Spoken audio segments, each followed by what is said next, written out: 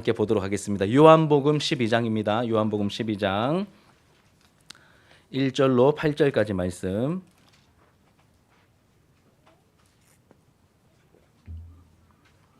요한복음 12장 1절로 8절까지 말씀. 신약 성경 168페이지입니다.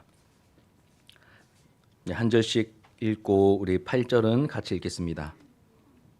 6월절 엿새 전에 예수께서 베다니에 이르시니 이곳은 예수께서 죽은 자 가운데서 살리신 나사로가 있는 곳이라.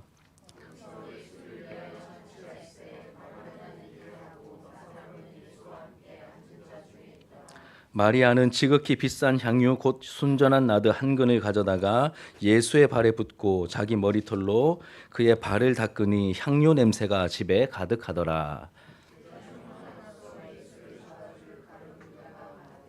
이 향유를 어찌하여 300데나리온에 팔아 가난한 자들에게 주지 아니하였느냐 하니,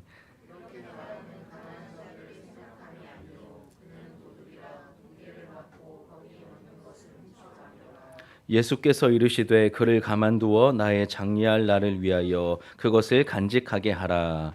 가난한 자들은 항상 너희와 함께 있거니와 나는 항상 있지 아니하리라 하시니라. 아멘. 오늘 이 함께 읽은 말씀을 가지고 예수님의 마음 알아드리기라는 제목으로 하나님 말씀을 함께 나누도록 하겠습니다. 자, 오늘은 자녀들과 함께 예배를 드리는 특별한 날입니다. 또 종려주일이기도 합니다.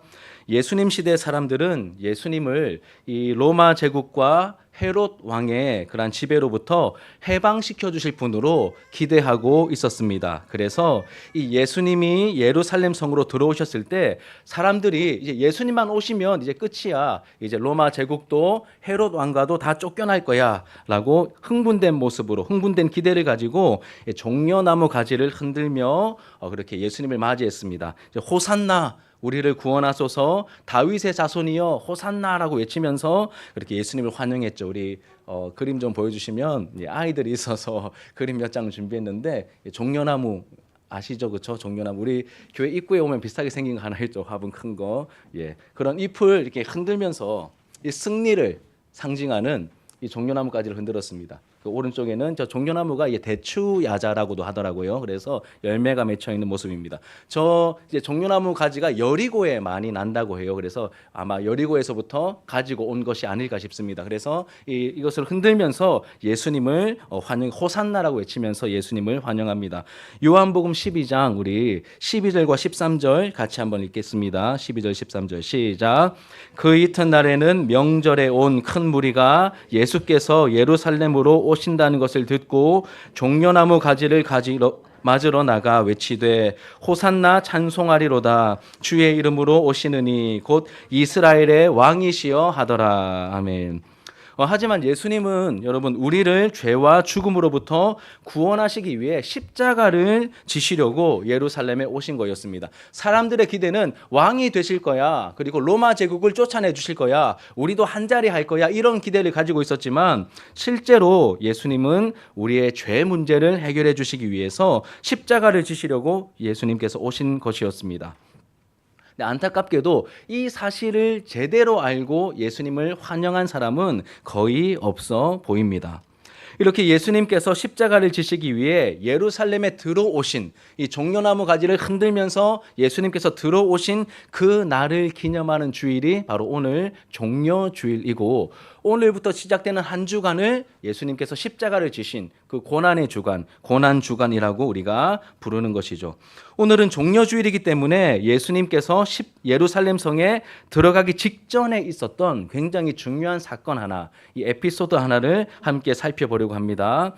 바로 마리아라는 여성이 향유 옥합을 깨뜨려서 예수님 발에 부어드린 사건, 함께 이 사건을 살펴보도록 하겠습니다. 이 일은 예수님께서 예루살렘에 들어가시기 전날에 있었던 사건입니다. 장소는 예루살렘 근처 이제 베단이라는 마을에서 일어난 사건입니다. 우리 한번 지도를 좀 보여주시죠. 예, 조금 연하긴 한데 여기가 여러분 이제 예루살렘이고 여기가 성전입니다. 반듯하게 생긴 얘가 성전이고 여기가 예루살렘 성입니다. 그리고 여기는 이제 산지처럼 보이죠. 예, 감람산입니다. 감람산. 감람산이고 여기가 예루살렘이고 요 아래쪽에 예, 베다니라고 하는 마을이 있습니다. 요 아래쪽에 베다니라는 마을이 있습니다. 요거 한번 그래도 보시면 이제 말씀을 듣는데 좀 더 도움이 되실 것 같아가지고 그 다음 그림 좀 보여주세요. 여리고에서부터 이렇게 여정이 시작된다라고 여기시면 되는데 쭉 어떻습니까? 굉장히 가파르죠, 그렇죠? 예, 여리고는 이렇게 해발 마이너스 250m 정도 됩니다. 굉장히 낮은 지역이죠. 해발 마이너스 250m 정도 된 지역이고 이 위에는 예루살렘은 한 800m 정도. 그러니까 한 1km 정도 높낮이가 차이가 나는 그런 굉장히 좀 가파른 이제 여정이라고 보시면 되겠습니다. 예, 일단 여기까지 보겠습니다. 자, 예루살렘 근처 베단이라는 마을에서 일어난 사건인데 여기 베다니에는 예수님께서 굉장히 아끼셨던 3남매가 살고 있었습니다. 누구냐면 바로 분명히 죽었었는데 예수님께서 다시 살려주셔서 유명하게 된 나사로라고 하는 사람과 또 그의 여동생이 2명 있었습니다. 언니는 마리아고 언니는 마르다고 동생은 마리아였죠. 나사로, 마르다, 마리아 이 3남매가 베다니에 살고 있었습니다. 예수님은 이 죽었던 나사로를 살려주셨죠. 그래서 너무 기쁘고 감사한 나머지 예수님을 위해서 잔치를 마련하고 싶었던 것 같아요. 그래서 잔치를 베풉니다. 이 잔치는 죽었다가 다시 살아난 이 한 사람의 인생의 새 출발을 축하하는 잔치이기도 했습니다. 뿐만 아니라 예수님을 통해 나타난 이 하나님의 은혜와 능력에 감사하면서 하나님께 영광을 돌려드리는 잔치. 그러니까 생명의 잔치고 기쁨의 잔치고 감사와 즐거움의 잔치를 예수님을 위해서 마련해 드렸던 것이죠. 이때 각자 뭐 하고 있었냐면 나사로는 뭐 하고 있었을 것 같아요? 나사로는 이 당시 남성이 조금 더 대우받던 시대니까 나사로는 예수님과 함께 식탁에 앉아 있었습니다. 그리고 마르다는 뭐 했을까요? 마르다 이미지가 열심히 이렇게 주방일 하는 이미지죠. 흑백 요리사 압니까? 흑백 요리사에 나올 정도는 아니지만 이제 음식 만드는 일에 일가견이 있었기 때문에 마르다는 음식을 만드는 일을 하고 있었습니다. 우리 교회 권사님들처럼 앞치마 딱 두르시고 막 이렇게 또 곁에서 음식을 만들고 예수님을 섬겼겠죠. 그러면 여러분 마리아는 뭐 하고 있었을까요?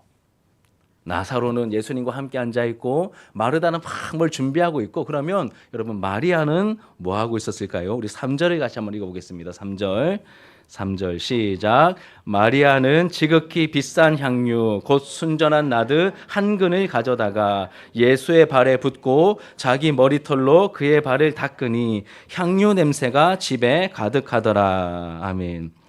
우리는 이 장면을 이제 설교를 통해 여러 번 들었기 때문에 그렇게 익숙해져 있어서 어색하게 다가오지 않을 것 같습니다. 그런데 이 당시의 문화나 상황을 고려해 보면 이 마리아의 행동은 좀 이상했습니다. 사람들이 마리아 왜 저래? 저래도 되는 거야? 이런 식으로 여겨질 정도의 행동이었죠. 그림을 좀 보여주시면 아마 이런 모양이 아니었을까. 예수님께서 딱 앉아 계시는데 마리아가 자기 머리털로 막 이렇게 닦고 있습니다.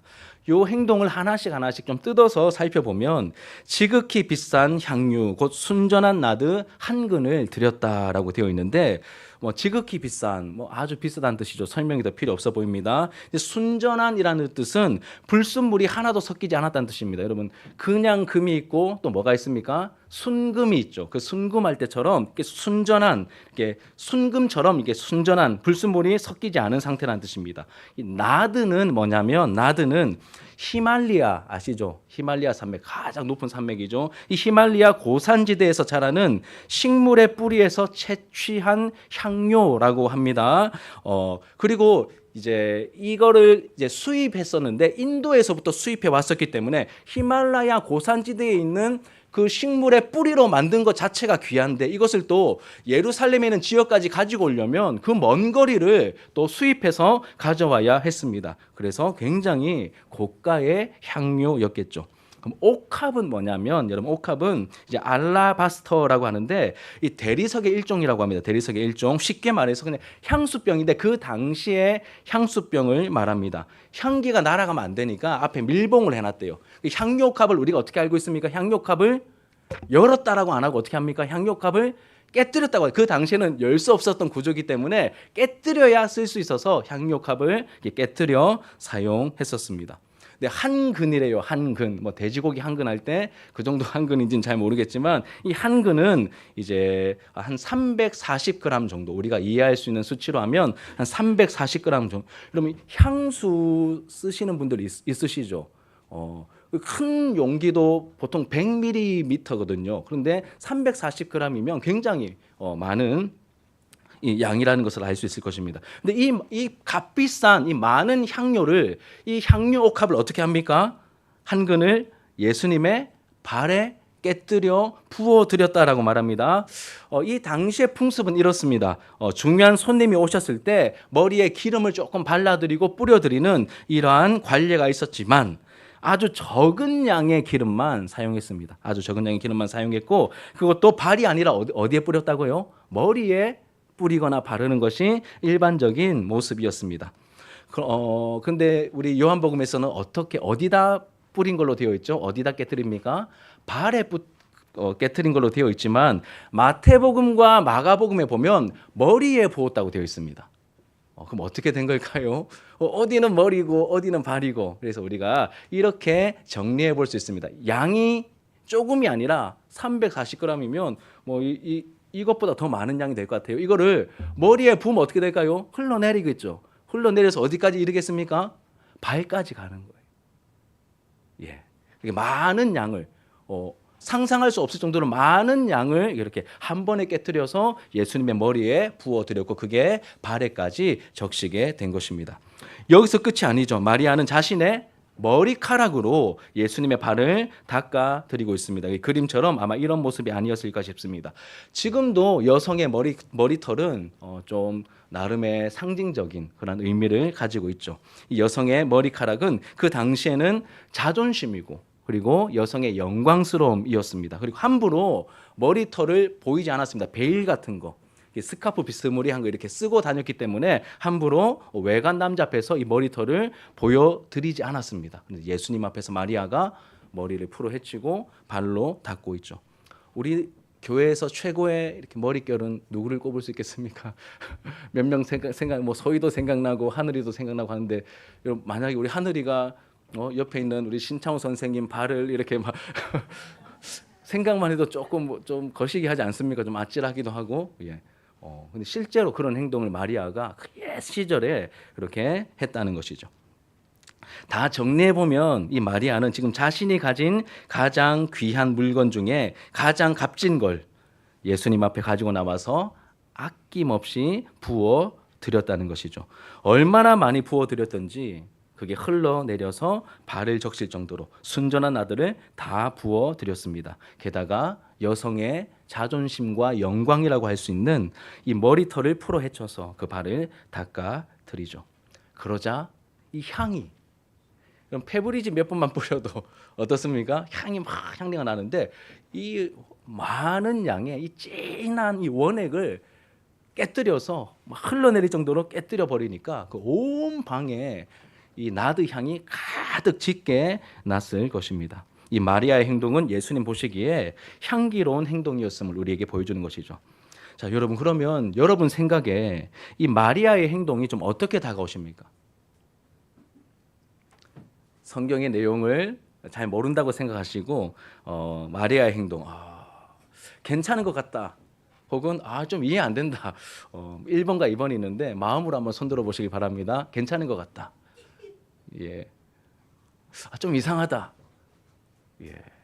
마음으로 드는데 왠지 좀 느낌적인 느낌으로 좀 느껴지기도 합니다. 자, 여러분, 이렇게 반응이 우리 안에서도 두 가지로 나누어지듯이 이 현장에서도 반응이 크게 두 가지로 나눠집니다. 하나는 가룟 유다의 반응이고 또 하나는 예수님의 반응입니다. 우리 하나씩 살펴보면 먼저 가룟 유다의 반응을 봅시다. 5절 말씀을 같이 한번 읽어볼게요. 시작. 이 향유를 어찌하여 300데나리온에 팔아 가난한 자들에게 주지 아니하였느냐 하니. 가룟 유다는 예수님의 직속 12 제자 중에 한 명이었습니다. 그리고 평소에 예수님을 따르는 제자 공동체, 이 공동체의 재정을 맡았던 굉장히 신실하고 믿을 만한 인물이기도 했습니다. 그런데 나중에는 이 예수님을 종교 지도자들에게 은 30냥을 받고 팔아버린 그러한 배신자이기도 했습니다. 이와 같은 여러분, 이 가룟 유다는 재정을 맡았기 때문에 뭐에 빠를까요? 수에 빠른 사람입니다. 굉장히 계산이 빠른 사람이었습니다. 이 향료가 얼마짜리인지 바로 계산하잖아요. 얼마요? 300데나리온. 바로 계산이 나오는 사람이죠. 이걸 잘 활용하면 아니 원래 관습대로 해도 그냥 한두 방울만 뿌려도 충분합니다. 원래 관습대로 하면 뭐 좀 넉넉하게 하더라도 한 요만큼 해서 요렇게만 부어드려도 이거는 엄청나게 극진하게 대우해 드리는 건데, 그렇게 하고 이 340g 중에 이게 12온스라고 하거든요. 1온스만 쓰고 나머지 11온스는 남겨가지고 요걸 가지고 이런 잔치를, 예수님을 위한 잔치를 11번 12번 더 해드리면 그게 더 좋은 거 아니야? 이런 식으로 생각했을 수도 있겠죠. 그게 아니면 예수님께서 당나귀를 타시고 예루살렘 성에 들어가실 때 당나귀를 어떻게 합니까? 남의 거 갖고 와라 이래가지고 이렇게 빌려서 타시잖아요. 우리 이제 그만 좀 빌리자. 지겹다 이제. 당나귀 하나 사자. 요거 잘 마련해서 당나귀 하나 사자. 이렇게 접근했을 수도 있을 것 같습니다. 뭐냐면 마리아의 행동을 너무 큰 낭비라고 생각을 했었죠. 게다가 지금 예수님은 지금 어디 들어가셔야 되죠? 다음 날 되면 예루살렘 성에 들어가실 때 사람들은 모두가 다 예수님이 들어가셔서 뭔가 기적을 행하시고 뭔가 큰 일을 행하시면 이 나라의 왕이 되실 거야라고 가룟 유다와 사람들은 생각하고 있었습니다. 그러니 여러분, 큰 일을 앞두고 있기 때문에 중요한 순간에 막 사람들을 동원해야 되기도 하고 뭔가 필요한 물건을 사기도 해야 되고 물질이 필요하잖아요. 그러면 이 돈을 잘 가지고 있다가 필요한 순간에 잘 쓰면 유익하지 않겠습니까? 아마 이런 생각으로 가룟 유다가 마리아의 행동을 어떻게 했습니까? 꾸짖었습니다. 이 마리아의 이해할 수 없는, 이해가 잘 되지 않는 이 행동에 대한 첫 번째 반응은 야, 그 아까운 거 왜 그렇게 허비하냐 라고 하면서 꾸짖는 행동이었죠. 그리고 제 생각에는 가룟 유다만 그런 게 아니라 그 자리에 있었던 대부분의 사람들이 가룟 유다와 같은 생각을 가졌던 것 같습니다. 자, 두 번째 반응, 가룟 유다의 반응 살폈고, 두 번째 반응은 예수님의 반응이죠. 예수님의 반응, 우리 7절과 8절입니다. 7절과 8절 같이 읽읍시다. 시작.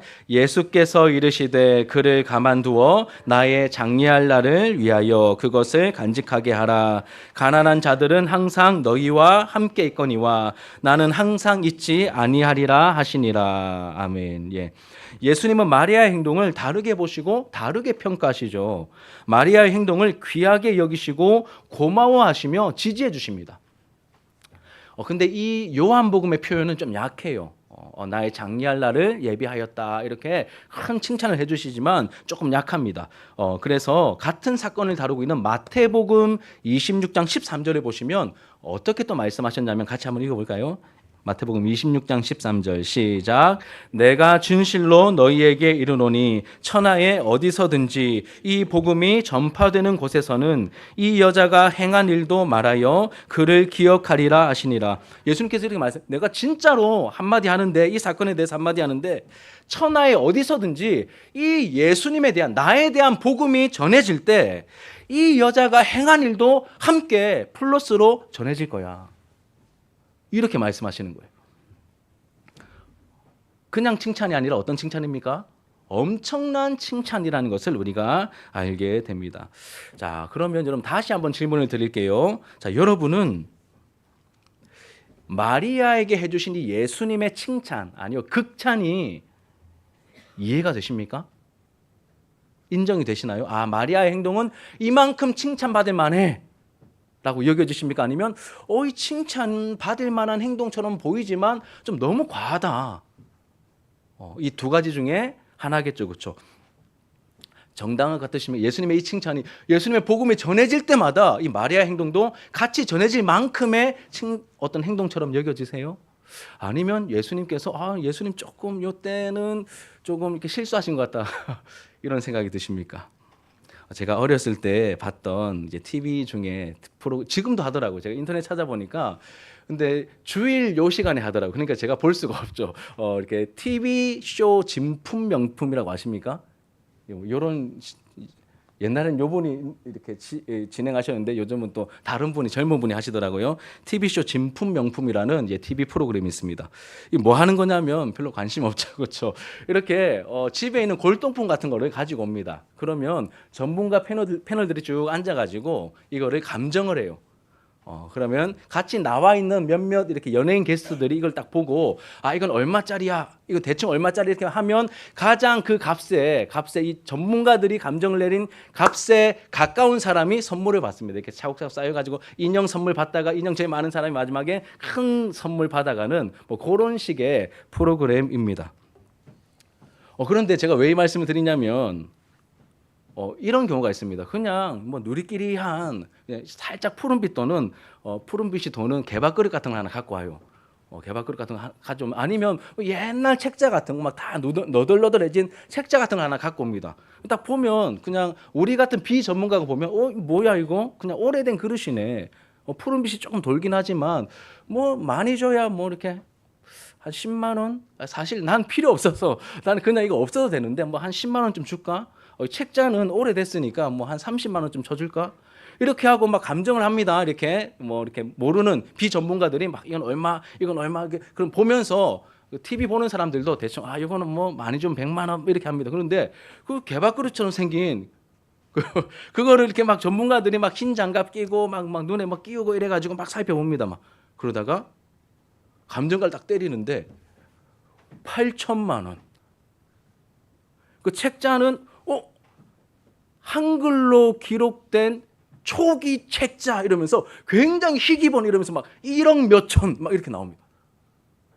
내가 생각할 때는 그래 뭐 세월의 값을 쳐줘서 한 100만 원 정도는 줄 수 있지 이렇게 생각이 드는데 그 값이 전문가들이 봤을 때는 막 1억 단위의 어마어마한 값을 쳐주는 거예요.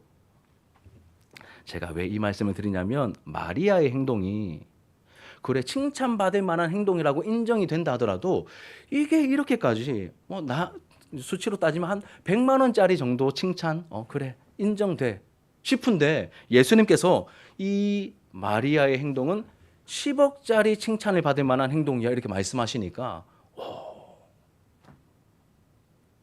왜지 싶은 거예요. 왜 100만 원짜리 같은데 왜 이걸 10억짜리라고 하시지? 이렇게 여겨지는 것이죠. 그래서 여러분 예수님께서는 이 마리아의 행동을 칭찬해 주셨는데 너무 극찬을 해 주시니까 궁금증이 생기는 겁니다. 왜 이렇게까지 칭찬을 해 주신 걸까요? 이유가 있겠죠. 그 이유를 우리가 두 가지 정도로 정리해 볼 수 있겠습니다. 첫 번째로는 예수님께 가장 귀한 것을 아낌없이 드렸기 때문입니다. 다시요. 예수님께 가장 귀한 것을 아낌없이 드렸기 때문입니다. 여러분 마리아는 예수님께 감사한 게 참 많았던 것 같습니다. 여러분 예수님 생각하시면 어떠세요? 감사하십니까? 받은 은혜가 있으시죠. 근데 이 마리아는 예수님께 참 감사할 게 받은 은혜가 많았던 것 같습니다. 이 가난한 자기 집에 찾아오셔서 머물러 주시고 친구가 되어 주시고 원래 여자는 배우지 못하는 시대였는데 말씀을 배울 수 있는 기회도 허락해 주시고 심지어 자기 죽었던 오빠를 살려 주시기까지 하시는 이 놀라운 은혜를 하나님께서 예수님께서 베풀어 주셨죠. 그리고 자기 영혼을 구원해 주시는 은혜까지 주셨습니다. 너무너무 받은 은혜가 많았고 너무너무 감사했습니다. 그래서 예수님께 감사한 자기의 마음을 표현하고 싶었는데 적당히 할 수 없었습니다. 그래서 자신이 가진 것 중에 가장 귀한 것을 예수님께 가지고 와서 깨뜨려 부어 드렸죠. 이 300데나리온이면 1년치 연봉이거든요. 그러면 이 마리아의 결혼 자금이었을 수도 있잖아요. 아니면 뭐 그 당시에 뭐 여성이 사업하기는 힘들었겠지만 뭔가 중요한 일을 위해서 마련해 놓은 중요한 자금이었을 수도 있습니다. 그런데 계산하지 않고 예수님께 가지고 와서 다 깨뜨려 부어 드립니다. 그런데 여러분 오해하지 않으셨으면 좋겠습니다. 여러분도 잘 알다시피 예수님은 많은 액수가 아니라 중심을 보시잖아요. 중심을 보시는 예수님이십니다.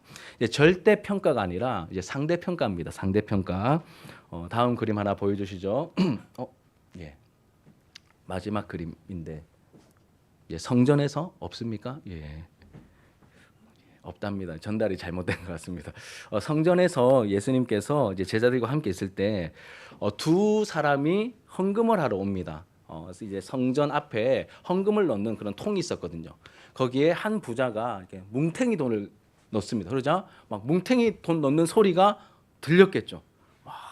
저 사람 되게 헌금 많이 하나 보다. 사람들, 야, 저 사람 대단하네. 하나님 많이 사랑하나 보네. 이렇게 여겼을 것입니다. 근데 또 한 사람 과부가 와서 이 동전 두 개, 조그만 동전 두 개, 이 두 랩돈의 동전을 넣었습니다. 그러니까 쨍그랑 하면서 또 소리가 울렸겠죠.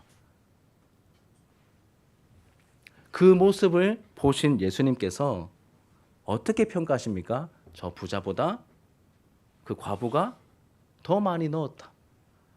과부는 모든 걸 드렸다라고 말합니다. 그러니까 두 랩돈은 오늘날의 가치로 환산하면 2,000원 정도 되는 돈입니다.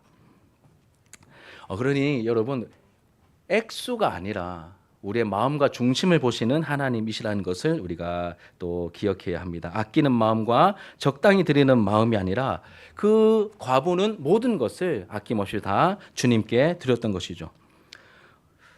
하나님께 우리가 물질을 드릴 때, 이 헌금을 드릴 때는 항상 모든 것의 주인이 하나님이시니 모든 것을 드리는 믿음으로 하나님 앞에 드려야 하는 것입니다. 마리아는 받은 은혜가 너무 커서 가장 귀한 것을 아낌없이 하나님께 드렸습니다. 그리고 이 헌신을 예수님께서 크게 칭찬해 주신 것이죠. 또 한 가지 이유가 더 있습니다. 한 가지 이유가 더 있는데 그것이 뭐냐면 첫 번째는 가장 귀한 것을 아낌없이 드렸기 때문이고 두 번째는 예수님의 마음을 헤아려 드렸기 때문입니다. 예수님의 마음을 헤아려 드렸기 때문이죠. 여러분 지금 분위기가 어떻습니까? 예수님께서 다음 날이 되면 예루살렘 성에 입성하십니다. 입성하시면 사람들은 어떤 기대를 가지고 있죠? 왕이 되실 거다. 왕이 되시면 예수님 가까이에서 따랐던 우리도 덕을 좀 볼 거야. 나 예루살렘에 땅 한 평도 없는데 예수님 왕이 되시면 나도 예루살렘 성 안에 어떤 땅 한 평 가지지 않을까? 어떤 자그마한 지위라도 얻지 않을까? 이런 기대를 가지고 사람들이 다 예수님 덕 좀 보려고 하는 이 마음들을 다 가지고 있었습니다. 그런데 여러분 유독 한 사람만이 예수님께서 나를 위해 죽으실 것을 알고 장례를 예비한 사람이 있었습니다. 예수님은 왕이대로 인간적인 왕이대로 가시는 게 아니라 우리를 위해 죽으시러 가시는 것을 알고 장례를 예비했던 한 사람이 있었습니다. 그 사람이 누구죠? 바로 마리아입니다. 마리아. 우리 7절과 8절 다시 한번 읽어볼게요. 7절과 8절 시작. 예수께서 이르시되 그를 가만두어 나의 장례할 날을 위하여 그것을 간직하게 하라. 가난한 자들은 항상 너희와 함께 있거니와 나는 항상 있지 아니하리라 하시니라. 이 마리아 행동은 뭘 예비한 것이죠? 예수님의 장례식을 준비한 행동이었다라고 말합니다. 그러면 그래서 제가 한번 다른 번역을 찾아봤습니다. 유진 피터스 목사님의 메시지 번역을 보니까 이렇게 되어 있습니다. 한번 들어보세요. 가만두어라. 그 여자는 내 장례식을 내다보고 예를 표한 것이다. 내 장례식을 내다보고 예를 표한 것이다. 여러분 마리아의 행동은 예수님이 죽으실 것을 내다본 행동입니다. 전부 다 예수님 왕이 되시면 한자리 하려고 다 예수님께 뭐라도 옷자락이라도 붙들려고 하는 그 순간에 이 마리아는 예수님이 어떤 행동을 하실지 분명하게 내다보고 알고 있었고 거기에 어울리는 합당한 행동을 하는 유일한 사람으로 이 순간에 기록되어 있는 것이죠. 이런 말씀을 이제 이렇게 정리하도록 하겠습니다. 이렇게 예수님의 마음을 헤아려 드린 유일한 인물이었기 때문에 아낌없이 이 마리아를 칭찬해 주셨던 것입니다. 사랑하는 여러분, 이제 고난 주간이 시작이 됩니다. 예수님께서 저와 여러분들을 위해 온몸으로 모든 죄의 형벌을 받아내신 그 십자가에서 받아내신 그러한 예수님의 순환과 모욕당하심을 우리가 기념하고 기억하는 고난주간이 시작이 됩니다. 그 예수님의 마음을 헤아려 드렸던 사람은 그 순간에 많은 사람들이 있었지만 마리아밖에 없었습니다. 우리도 마리아처럼 예수님의 마음을 헤아려 드리는 그런 모습으로 이 한 주간을 보내었으면 좋겠습니다. 그럼 우리 신앙생활하는 모습과 동기가 너무 세상을 닮지 않았으면 좋겠습니다. 예수님 잘 믿어서 막 잘 돼야지.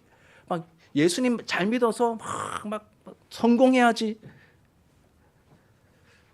너무 세상적이지 않았으면 좋겠습니다. 너무 가볍지 않았으면 좋겠습니다. 그리고 너무 이기적이지 않았으면 좋겠습니다. 그럼 전부 막 다 나 잘 돼야 되고 다 막 마치 내가 내 삶의 주인인 것처럼 그렇게 예수님께 매달려 가지고 예수님 빨리 왕 되세요.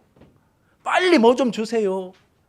이런 마음이 아니라 세상적이고 이기적이고 그렇게 막 가벼운 마음이 아니라 예수님께 기억이 될 수 있는 예수님께서 나에게 원하시는 게 뭘까? 또 질문하는 예수님 뭘 하고 싶으십니까? 뭘 하려 하십니까? 나를 통해서 뭘 하고 싶으십니까? 이렇게 질문 드릴 수 있는 주님의 마음을 좀 헤아려 드릴 수 있는 그러한 이 한 주간을 저와 여러분들이 보내었으면 좋겠습니다. 저절로 되지 않습니다. 내 안에 있는 욕심과 걱정들을 내려놓고 예수님께 자꾸 물어봐야 되겠죠. 지금까지 말씀을 듣는 중에 혹시 이런 소원이 생기신다면 우리가 함께 제가 지금부터 말씀드린 간단한 이 세 가지 사항들을 함께 좀 실천해 보시면 좋겠습니다. 첫 번째는 미디어를 절제하며 특별 새벽 기도회에 함께하는 것입니다. 미디어를 절제하며 특별 새벽 기도회에 함께하는 것입니다. 여러분, 영적인 훈련은 저절로 되지 않습니다. 제가 지지난주에 설교했던 내용이죠. 저절로 안 됩니다. 대가를 치르셔야 됩니다. 그럼 살 빼려고 하면 힘듭니까? 안 듭니까? 그냥 힘듭니까? 엄청나게 힘들죠. 엄청나게 힘듭니다. 대가를 지불해야 예뻐지는 것이고 날씬한 몸매를 가질 수 있는 것입니다. 여러분, 공부를 잘하고 싶으면 어떻게 될까요? 공부 잘해야지 다짐을 많이 해야 됩니까? 아니죠. 잠을 줄여야 됩니다. 내가 간식 사 먹던 돈으로 책을 사서 책을 펼쳐 읽어야 됩니다. 이렇게 대가를 지불해야 어떤 결과물이 나오지 않습니까? 여러분, 우리가 이 예수님의 마음을 헤아릴 수 있는 영성을 가지고 싶다면 지금 하고 있는 이 행동들을 절제하셔야 돼요. 그리고 하나님의 은혜를 받을 수 있는 자리에 나오셔야 됩니다. 잠을 줄이고 또 내 의지를 다지면서 그 자리에 동참하면서 함께 가야, 훈련을 받아야 우리가 그 예수님의 영성을 조금씩 닮아갈 수 있는 것이죠. 그래서 그런 미디어 금식을 하시고 미디어를 절제하시면서 이 특별 새벽 기도회에 함께 참여하시길 바랍니다. 그리고 추천 도서, 여러분 이 책 뒤에 아직 많이 남아 있습니다. 이 책 한 권 사는데 이제 10,000원인데 여러분 그 10,000원 아끼지 마시고 진짜 나는 이 책 갖고 싶은데 돈이 없으신 분들은 저한테 얘기하시죠. 제가 사드릴게요. 진짜 돈이 없으신 분들은. 제가 먼저 좀 천천히 읽고 있는데 여러분 우리 마음 안에 있는 이 교만과 시기와 탐욕과 요즘은 또 얼마나 명품을 찾습니까? 이 마지막 단원 이 교수님께서 일부러 이 책을 증보판 내시면서 그 허영에 대한 주제까지 마지막에 원래 7가지인데 8가지 해가지고 탁 넣어가지고 정말 그리스도인들이 알아야 될 배워야 될 내용들을 너무 주옥같이 담고 있습니다. 혼자 읽으려고 하시면 잘 안 될 겁니다. 그래서 같이 새벽에 나오셔서 같이 읽으시고 같이 이 말씀 붙들고 기도하면 여러분 우리의 마음을 다루시고 예수님 닮게 하시는 그 은혜를 함께 우리가 맛보게 될 것입니다. 그리고 나중에 또 이런 노트를 이 노트는 그냥 드릴게요. 여러분 노트는 그냥 드리겠습니다. 성경 필사할 수 있는 노트입니다. 요한복음을 쭉 읽으시면서 그리고 한번 써보시면서 또 여러분들의 예수님이 나를 위해 이런 일을 행하셨구나. 요한복음을 정말로 여러분 이렇게 천천히 쭉 읽어보니까 요한복음 목적처럼 예수님은 믿어야 되겠구나. 예수님이 어떤 분인지 알겠구나라는 마음이 들더라고요. 이 첫 번째 내용이고 두 번째 내용은 여러분 생명을 주신 예수님께 아낌없이 자원하여 무언가를 드려보는 것입니다. 여러분 자원입니다. 억지로 하는 것 아닙니다. 향유옥합을 예수님께서 막 이렇게 너 뭐 있잖아. 갖고 와야지. 이 타이밍에 갖고 와야지. 이렇게 안 하셨습니다. 마리아가 스스로 주님 앞에 가지고 나와 깨뜨렸던 것이죠. 억지로 되지도 않고 억지로 해서도 안 됩니다. 여러분, 그래서 은혜를 받으셔야 됩니다. 은혜가 임하면 움직이게 됩니다. 또 우리의 마음이 열리게 되는 것이죠. 이 부분은 오해가 없도록 제가 더 이상 강조하지 않겠습니다. 세 번째로는 예수님께 마음을 담아 이런 편지를 한번 써보는 것입니다. 저는 오늘 설교 중에 제일 제 마음에 깊이 와닿은 어떤 내용이 이 부분입니다. 어린이들에게 어떻게 적용할까요, 주님? 어떻게 적용할까요? 예수님께 뭔가를 드릴 수 있는, 마음을 드릴 수 있는 행동 뭐가 있을까요? 막 고민하다가 참 감사하게 우리 안윤슬 성도님 댁에 신방 갔다가 아이들이 엄마에게 써준 편지가 굉장히 감동적인 편지가 있다라고 하는 얘기를 다른 집사님으로부터 들었습니다. 그래서 야, 이 편지 잘 써도 마음이 충분히 전달되겠구나. 그럼 우리 아이들도 예수님께, 예수님 나를 위해 십자가 지러 오셨는데 지금 드릴 게 없지만 예수님 너무 감사해요. 한마디 써서 가족들이 모여있는 상황에서 같이 읽어도 참 예수님께서 기뻐하시겠다라는 마음이 들었습니다. 그리고 꼭 어린이들만 위한 것은 아니고 우리 모두가 다 하나님 앞에, 예수님 앞에 그렇게 우리의 마음을 표현할 수 있는 그런 실천을 해보았으면 좋겠습니다. 우리가 이렇게 실천하려고 할 때 여러분, 가까이 있는 사람들이 우리를 이해하지 못하고 뭐 하는 거야? 너 그 귀한 시간, 야 학생이 공부해야지, 야, 무슨 고난주간이라고 특세를 가냐? 이렇게 꾸짖거나 비아냥거릴 수 있습니다. 이런 반응이 올 수도 있어요. 근데 여러분들의 중심은 오늘 말씀을 통하여 그래도 예수님께서 내 중심을 아시고 예수님께서 기뻐하실 거야. 이게 믿음이거든요. 중심을 보시는 예수님께서 귀하게 여기시고 잊지 않으시고 칭찬해 주실 것입니다. 순전한 마음으로 우리 모두가 다 함께 실천해 보았으면 좋겠습니다. 그러면 우리 공동체 안에 향기가 가득하게 될 줄 믿습니다. 우리 말씀을 기억하면서 함께 기도하는 마음으로 찬양합시다. 내게 있는 향유옥합 주께 가져와라는 찬양입니다. 함께 찬양하겠습니다.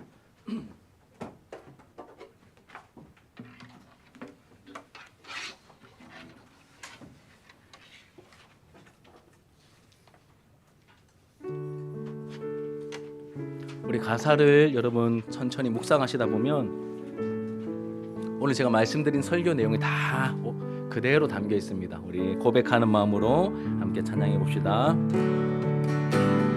내게 있는 향유옥합 주께 가져와 그 발 위에 입 맞추고 깨뜨립니다. 나를 위해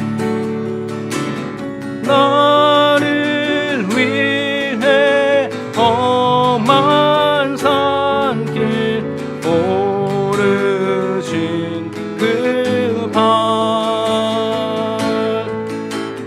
걸음마다 그 신상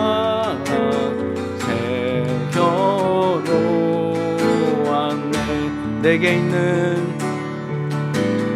내게 있는 향유옥합 주께 가져와 그 발 위에 입 맞추고 깨뜨립니다. 나를 위해 십자가에 나를 위해 십자가에 오르신 그 발 흘린 피로 나의 죄를 대속하셨네. 내게 있는 향유옥합 내게 있는 향유옥합 주께 가져와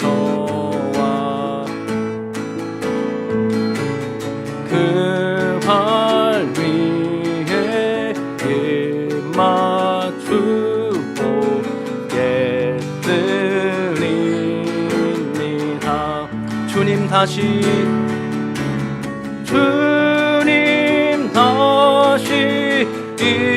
땅 위에 임하실 그때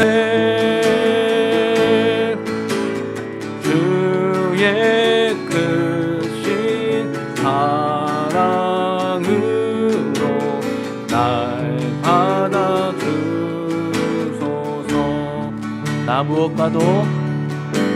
나 무엇과도 주님을 바꾸지 않으니 다른 어떤 은혜 구하지 않으니 오직 주님만이 내 삶의 도움이시니 주의 얼굴 보기 원합니다. 나 무엇과도 주님을 바꾸지 않으니 다른 어떤 은혜 구하지 않으니 오직 주님만이 내 삶의 도움이시니 주의 얼굴 보기 원합니다. 주님 사랑해요.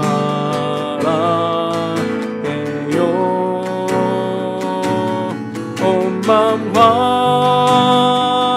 정성 다해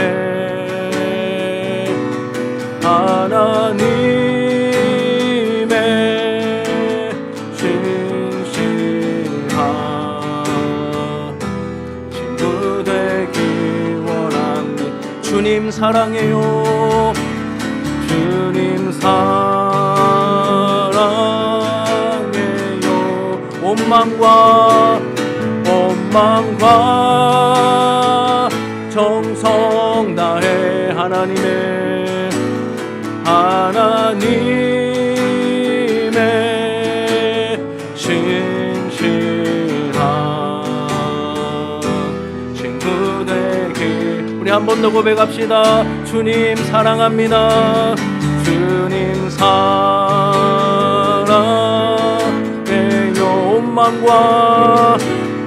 온 마음과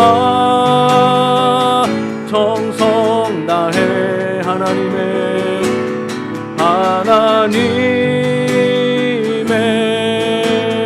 신실한 친구 되기 원합니다. 하나님의 신실한